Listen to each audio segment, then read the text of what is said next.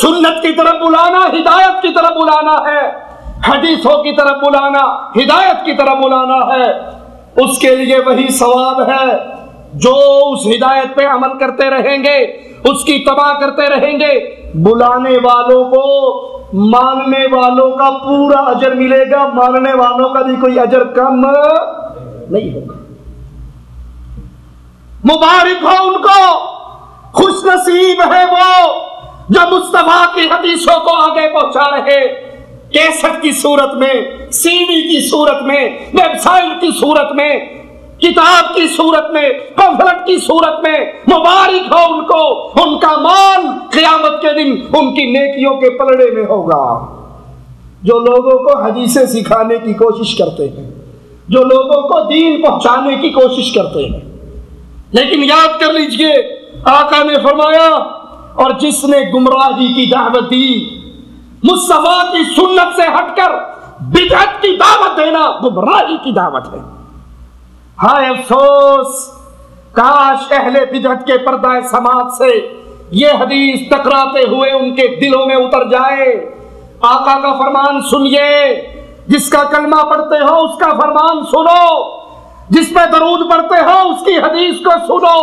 جس نے گمراہی کی دعوت دی اس کو اس کا گناہ ملے گا، اور جو اس گمراہی کی دعوت کی اتباع کرے گا، ماننے والوں کا سارا گناہ دعوت دینے والے کی پلڑے کے اندر رکھا جائے گا، گناہ ان کے بھی قیامت کے دن کم نہیں ہوں گے۔ آج تو بدعات کی دعوت کے لیے مدنی چینل، کیوں ٹیلی ویژن کروڑوں لوگوں کو گمراہ کر رہے، کروڑوں کو بدعات کا رسیا بنا رہے۔ کہیں سخارے کی بدعت ہے، کہیں میلاد کی بدعت ہے، کہیں کنڈوں کی بدعت ہے، کہیں شب برات کی بدعت ہے، کہیں پکی قبریں بنانے کی بدعت ہے، کبھی ان قبروں کے طواف کی بدعت ہے، اور بلانے والے کروڑوں کو بلا رہے۔ افسوس، قیامت کے دن بدعت کی دعوت دینے والوں کا کیا حال ہوگا۔ آقا نے فرمایا، بدعت کی دعوت دینے والا اور جتنے لوگ اس کی بات مانیں گے ساروں کا گناہ اس کے پلڑے میں بھی ہوگا، اور باقی گناہوں کا بھی ان کا بوجھ کم نہیں ہوگا۔ انا للہ و انا الیہ راجعون۔ اے اللہ ہمیں سنت کی دعوت دینے والا بنا، اے اللہ ہمیں حدیثیں سننے، سنانے، عمل کرنے، اس دعوت کو پھیلانے والا بنا، ہمیں بدعات سے بچا، اہل بدعات سے بچا۔ بخاری و مسلم میں ہے، سیدنا حذیفہ بن یمان رضی اللہ عنہ وارضاہ فرماتے ہیں، لوگ رسول اللہ صلی اللہ علیہ وسلم سے اچھی باتیں پوچھتے، خیر کے بارے میں سوال کرتے، میں ہمیشہ شر کے بارے میں سوال کرتا، اس ڈر سے کہ کہیں بے علمی میں اس شر کے اندر مبتلا نہ ہو جاؤں۔ میں نے کہا اللہ کے رسول صلی اللہ علیہ وسلم، آپ کی نبوت سے پہلے ہم زمانہ جاہلیت میں شر کے اندر تھے، زمانہ جاہلیت میں شر کے اندر تھے، پتھروں کی مورتیاں بنا کے پوجتے تھے، پتھروں کی مورتیوں کو عرق گلاب سے غسل دیتے تھے، پتھروں کی مورتیوں پہ چادریں چڑھاتے تھے، پتھروں کی مورتیوں کا عرس مناتے تھے، پتھروں کی مورتیوں کو سجدے کرتے تھے، پتھروں کی مورتیوں کا طواف کرتے تھے۔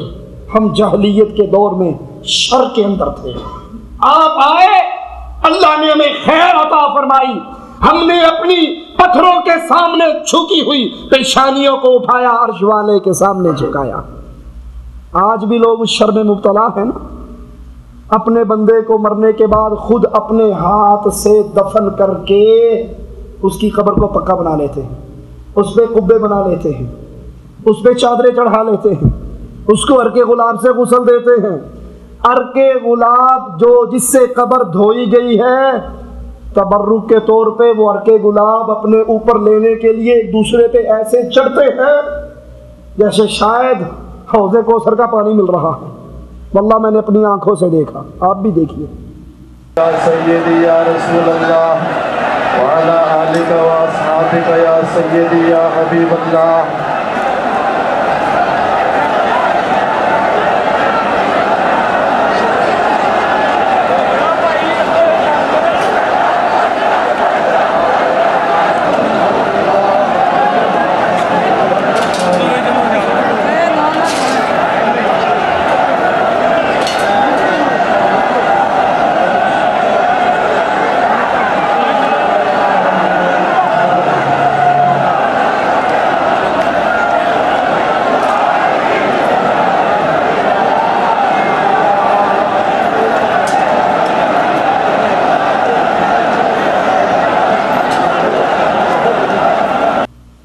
بابا علی حجویری صاحب کی قبر پہ عرق غلام جس سے بابا جی کی قبر کو دھویا گیا وہ لوگوں کے اوپر تبرکاً پھینکا جا رہا ہے اور لوگ ایک دوسرے پہ ٹوٹ رہے ہیں.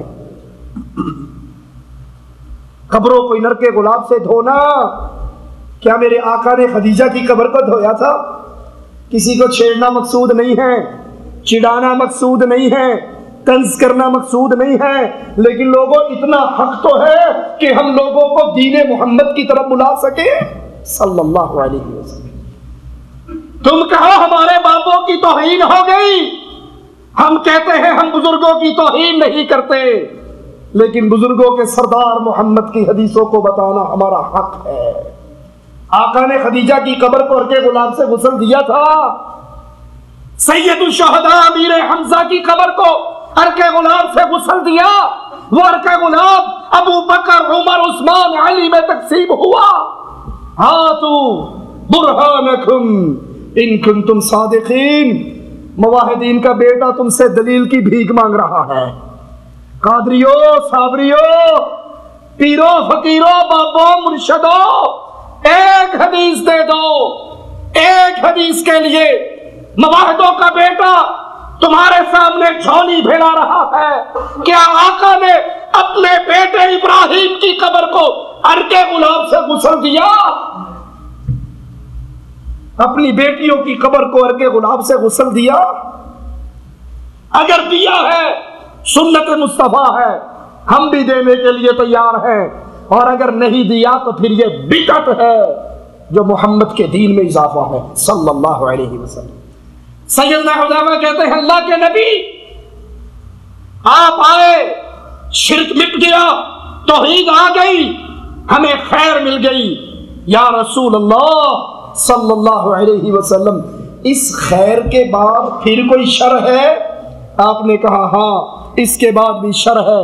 میں نے کہا اللہ کے نبی صلی اللہ علیہ وسلم اس شر کے بعد پھر کوئی خیر ہے؟ فرمایا ہاں اس شر کے بعد پھر خیر ہے، لیکن اس خیر میں فساد ہوگا. شر کے بعد خیر تو ہے لیکن اس میں فساد ہے. میں نے پوچھا اللہ کے نبی وہ فساد کیا ہے؟ سنیے اللہ کے نبی کس چیز کو فساد کہہ رہے.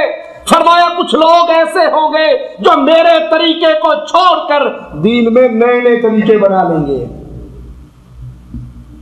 اللہ کا واسطہ ہے جس کے پردہ سماعت سے میرا آوازہ ٹکرا رہا وہ قیامت کو یہ جواب نہیں دے سکے گا سانو پتہ ہی کوئی نہیں سی.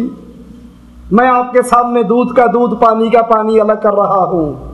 یہ 12 ربیع الاول آقا کی 63 سالہ زندگی میں آیا یا نہیں؟ ابو بکر کی خلافت میں آیا یا نہیں؟ عمر کی حکومت میں آیا یا نہیں؟ عثمان کی حکومت میں آیا یا نہیں؟ علی و حسن کی حکومت میں آیا یا نہیں؟ رضوان اللہ علیہم اجمعین. کیا ان میں سے کسی نے آقا کا میلاد منایا؟ کوئی دنیا کا مائی کا لال ایک روایت بھی صحیح حدیث سے پیش نہیں کر سکتا.